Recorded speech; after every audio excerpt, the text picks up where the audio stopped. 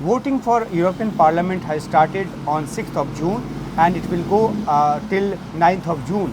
27 countries of European Parliament will vote in these 4 days, and countries like Netherlands voting today, that's 6th of June, and we have with us Koen, who is a journalist from Netherlands. Mr. Koen, throw some light about the main issues in this election.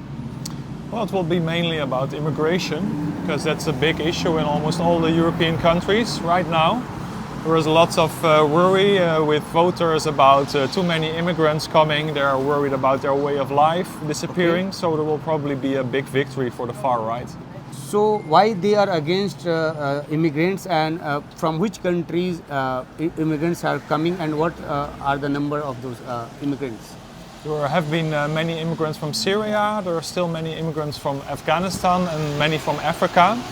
And there is a difference between there are also expats, for example, from India, but they are being in general very much welcomed. But the refugees who are fleeing for war or poverty, there's more skepticism. I think it's about people being afraid that their way of life, the European way of life, the culture, that it will slowly disappear.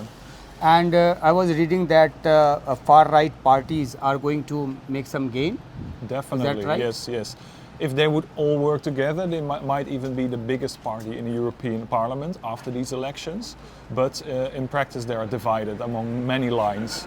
So there will be separate groups, but they will definitely grow, yes. So how it will impact European Union's policy in future? We have already seen that the past months that many policies have been turned back. So, for example, there will be, of course, the call for more restrictions on immigrations, but that might be difficult. But also the climate policies, which were very ambitious for the past years, renewable energies, more machines that are spending less energy. All these kind of things might be a little bit the ambitions lowered. Okay, and Ukraine-Russia war and also the situation in Gaza, these issues are also going to dominate this election?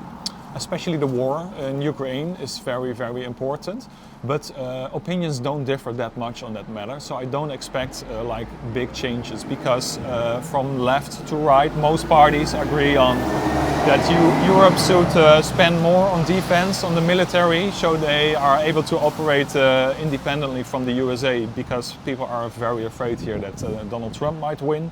And he already announced that America won't always in the future help Europe if necessary. So they need to arm themselves against Russia. Okay. Thank you for talking to NDTV. You're welcome.